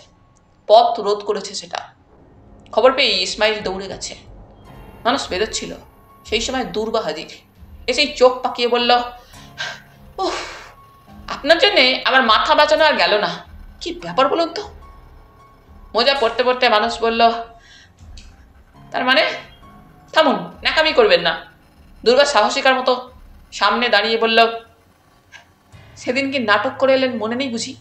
ইস, কান ঝালাপালা হয়ে গেল আমার। মানুষ সরলভাবে বলল, কেন বলো তো? বলে কেন লাভ নেই। দুর্বা কটাক্ষ হারল। আপাতত একটা হেয়ালির জট ঝাড়াতে এলুম। সেদিন কি আপনি বিয়ের কোণে দেখতে গিয়েছিলেন? মানুষ একটু হাসল। হ্যাঁ, তাছাড়া আর কি? দুর্বা কপট গাম্ভীর্যে বলল, ওই যে কিসব ছাই আইন টাইন হয়েছে, তা কি হঠাৎ বদলে গেল নাকি? কিসের আইন? বিয়ের? কে বিয়ে করেছে? কচি মেয়ের মতো মাথা দুলিয়ে দুর্বা বলল, তা তো জানি নে, তবে ওই মেয়েটা মহাশ্বেতা, তার নাকি বিয়ে হচ্ছে পলাশতরীতে কোন ছেলের সঙ্গে। ছেলেটা নাকি রোড সেট এসো থাকে লালগোলায়। মানুষ পাংশু মুখে বলল, সে কি? ঠিক তাই। দুর্বা আরো কপট গাম্ভীর্যে বলতে থাকলো, মহাশ্বেতা অবশ্য এখনো স্বামীর ঘর করবে না। ডেলি প্যাসেঞ্জারি করাটা তো তখন ভারী বিচ্ছিরি দেখাবে। তাই ওর কাকা হচ্ছে কানুনগো, বহরমপুরেই থাকেন, তার বাড়ি থাকবে। তার মানে আরো 3 বছর, তারপর সত্যিকার বাসর ঘর ইত্যাদি। খিলখিল করে হেসে উঠল সে। ফ্যাল ফ্যাল করে তাকিয়েছিল মানুষ। কোনো মন্তব্য করল না সে। কি বলবে বুঝতে পারছিল না। দুর্বা বলল, সব শুনে তো আমি বনে গেছি। এমনকি বরের নাম অবধি মিলে যাচ্ছে। অথচ একটুখানি থেমে মানুষের মুখভঙ্গি লক্ষ্য করার পর ফের সে বলল, ব্যাপারটা আমি হজম করতে পারিনি। শাশ্বতী নামে আমার এক বন্ধু আছে, তার সঙ্গে মহাশ্বেতাদের কি যেন সম্পর্ক আছে। শাশ্বতী আমার সঙ্গে আলাপ করিয়ে দিল। শাশ্বতী বলল, মানসবাবুর ঘরের সঙ্গে এদের ঘরের তফাৎ সামান্য 1 ফালি সবজি ক্ষেতের। মানসবাবু সিগারেট টানলে তার ধুঁয়ো এর নাকে গিয়ে ঢোকে। আজই একে তুমি চিনে রাখো। দুর্বা হাসতে হাসতে বলল, আমি কিন্তু ভীষণ অবাক হয়ে গেছি ততক্ষণে। শাশ্বতীকে ধমক দিয়ে বললাম, কি সব বলছিস দাতা? ওর সঙ্গে যার বিয়ে হবে তিনি মানসবাবু হতেই পারেন না, নিশ্চয়ই অন্য কেউ হবেন। আমাদের মানসবাবু রীতিমতো একটি সুন্দরী আলট্রা মডার্ন বউ রয়েছে। ওরা তো বিশ্বাস করতেই চায় না। তখন দিব্যি কেটে ইনিয়ে বিনিয়ে বলতে হলো। মানুষ কি বলবার ইচ্ছে মুখ তুলল, বলতে পারল না। দুর্বা বলল, বললাম যে জলজ্যান্ত মানুষ, ডানা কাটা পরি হতে পারেন, কিন্তু ছুঁয়েছি, গল্প করেছি, চা খেয়েছি মুখোমুখি। তাছাড়া শুধু কি আমি, মা দেখেছেন, বাবা দেখেছেন, রাজ্যের লোক দেখেছে, সবাই জানে যে মানসবাবু বিয়ে করেছেন। শুনে মহাশ্বেতার মুখটা কেমন লাল আর ফুলো ফুলো হয়ে গেল। কিন্তু ওখানেই এর শেষ নয়। তারপর কয়েকটি দিনে কলেজ শুদ্ধ জানাজানি হয়ে গেছে যে মহাশ্বেতা নামে একটি মেয়ের বিয়ে হচ্ছে, যার সঙ্গে তার আরও একটা বউ রয়েছে। সবাই বলে অ্যাবসার্ড, হতেই পারে না, মগের মুল্লুক নাকি। মহাশ্বেতা, তুই রুখে দাঁড়া, আমরা তোর পাশে আছি। কেউ বলে পুলিশে খবর দে, কেউ বলে পুলিশ নি কেন সেদিন দিতাম ভদ্রলোকের মুন্ডুটা। জিপ কেটে থমকে গেল দুর্বা। মানুষ হাসবার চেষ্টা করে বলল, তারপর? দুর্বা ফোঁস করে দীর্ঘশ্বাস ফেলে বলল, তারপর আর কি, ঝড় বইছে রণাঙ্গনে, আমি হিমশিম খেয়ে যাচ্ছি। এমনকি দুষ্ট মেয়েগুলো কি রটিয়েছি জানেন? আমি নাকি মিথ্যে বলে বেচারার বিয়েটা ভন্ডুল করে দিচ্ছি। কি বুঝি খুব মতলব আছে আমার। এগুলো যা বদমাস না হয়েছে, কি সব যাতা স্ল্যাং কথাবার্তা বলে। লজ্জায় আরক্ত দুর্বার মুখের দিকে তাকিয়ে মানুষ গলাটা একটু ঝেড়ে নিল। তারপর বলল, কিন্তু আমি বিয়ে করছি এটা মিথ্যে নয়। মহাশ্বেতাকে মোটামুটি ভালোই লেগেছে। দুর্বা অস্ফুট চিৎকার করে উঠল, আর বৌদি? মানুষ মুখ নামালো, বলল, কে বৌদি? সে মরে গেছে। মরে গেছে মানে? মানুষ ঘর ঘর করে বলল, সে রাতে আমার ওপর রাগ করে বাড়ি যাচ্ছিল। কথা কাটল দুর্বা। রাগ করে? দেখছেন কাণ্ড, মা তাই বলছিল। শুনে কত তর্ক করলুম মায়ের সঙ্গে। তারপর তারপর তারপর সুইসাইড করেছে। হতভম্ব হয়ে বসে পড়ল দুর্বা। আস্তে আস্তে সান্ত্বনার সুরে বলল, তাই বটে, আপনি সেই জন্য পরদিন তাড়াহুড়ো করে চলে গেলেন। ফিরে এসে আপনাকে কেমন বিষণ্ণ দেখাচ্ছিল। জিজ্ঞেস করতে ভরসা পাইনি। খুব দুঃখের কথা, অত ভালো মেয়ে। এই দারেশবাবুর মেয়েটা বড্ড বোকা, খুব বুদ্ধিমতী ভেবেছিল। সেটা সে পড়াশোনার ব্যাপারেই। করুণ ছলছল চোখে উঠে গেল। খুব সাবধানে, তার নিরাপদ দূরত্বে অন্তর্ধানের পর আর হাসি সামলাতে পারল না মানুষ। পেট চেপে ধরল হাসির বিপুল চাপে। বারান্দা থেকে রাঘব উঁকি দিয়ে একবার দেখে গেল। কেন হাসছে জিজ্ঞেস করবার সাহস নেই তার। তবে নিজের মাথাটা কাজের সময় জোর খুলেছে, এই ওর আশ্চর্য। নিজের বুদ্ধির তারিফ করল সে। খবরটা রটে গেলে নিরাপদ আর মঙ্গলই হবার কথা। দারেশবাবুর কানে অবশ্যই যাবে। তার ফলে ডিপার্টমেন্টের সবাই জানবে, এমনকি পুলিশের ভবেশবাবুও জানবেন।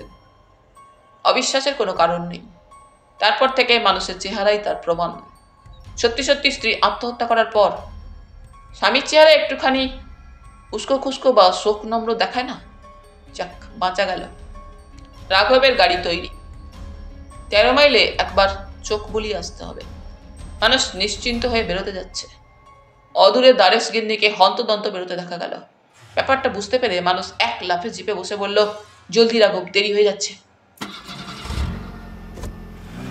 আর চোখে দেখল দারেশ গিন্নি দাঁড়িয়ে আছেন হাঁ করে। রাত্রে পুনরাক্রমণের ভয় আছে। থাক, দেখা যাবে। আপাতত মাথাটা বাঁচল বটে, কিন্তু ফের কাল এক টুকরো মেঘের আভাস দিগন্তের কোণে। পরদিন বাবার চিঠি এসে হাজির। বাবা মানুষ অতীব দুঃখের সহিত জানায় যে গোকর্ণের চক্রবর্তী মহাশয়কে যেরূপ ভদ্রলোক ভাবিয়েছিলাম তাহা নহে। তাহার কানের গুরুতর দোষ আছে। লালগোলায় বিশেষত তোমার আপিসের কেহ খবর দিয়া থাকিবে যে ইতপূর্বে তোমার বিবাহ দিয়েছিলাম। বধূ নাকি অপূর্ব সুন্দরী ও সৎ বংশজাত। অপিচ তোমার কুৎসিত চরিত্র এবং আচরণের কারণে তিনি আত্মহত্যা করিয়াছেন, ইত্যাদি ইত্যাদি। বাবা, দুঃখ করিও না, ইহাই সংসারের বিধি। তুমি অল্প বয়সেই উচ্চ পদে প্রমোশন পাইয়াছ। তোমার সৌভাগ্যে বহু ব্যক্তির চক্ষু টাটাইবার কথা। ইহা সেই দুর্মুখদের কাণ্ড ছাড়া কিছুই নহে। যাহা হোক, আমি চক্রবর্তী মহাশয় ও অন্যান্য ভাবী কুটুম্বদের বিশদভাবে বুঝাইবার চেষ্টা করিয়াছিলাম, কারণ পাত্রীটি আমার বড়ই পছন্দ, হাতছাড়া করিবার ইচ্ছা নাই। এমতাবস্থায় পাত্রীর কাকা কানুনগো সাহেব স্বয়ং তোমার নিকট যাইবেন। প্রথম কথা, তাহারা এখনো তোমাকে দেখেন নাই। দ্বিতীয়ত, আমার মনে হয় ওই গুচ্ছ বিষয় তোমাকে কিছু প্রশ্ন করিবার ইচ্ছা আছে। ইহাতে অসম্মত হইও না, তাহার উপযুক্ত সম্মান করিবে। তিনি গুরুজন হইতেছেন, তাহার সকল প্রশ্নের সদুত্তর দিবে। আশা করি ইহার অন্যথা হইবে না। পুনশ্চ কানুনগো সাহেবের সহিত তোমাদের সদর অফিসের বড় সাহেবের সবিশেষ হৃদ্যতা আছে শুনিলাম। ইহা খুব মঙ্গলজনক। এই সুবর্ণ সুযোগ যেন ব্যর্থ না হয়। চিঠিটা দীর্ঘ, বারবার পড়ে হতভম্ব হয়ে বসে রইল মানুষ। মুশকিল হচ্ছে, কবে ভদ্রলোক আসছেন তা বাবা লেখেননি। হয়তো সারপ্রাইজ ভিজিট দেবেন। তা না হলে স্টেশনে গিয়ে অপেক্ষা করা যেত। সোজা ঘরে এনে সমাদর করতো সে, বাইরে কারোর সঙ্গে মিশতে দিত না। কিন্তু তা অবশ্যই সম্ভব হচ্ছে না। তাহলে বন্ধুরা, আজ এই পর্যন্তই। গল্প পাঠ তোমাদের ভালো লেগে থাকলে তোমাদের কাছে আবারও অনুরোধ থাকলো, লাইক, শেয়ার এবং সাবস্ক্রাইব করে তোমাদের মূল্যবান মতামত পাঠানোর জন্য। ধন্যবাদ।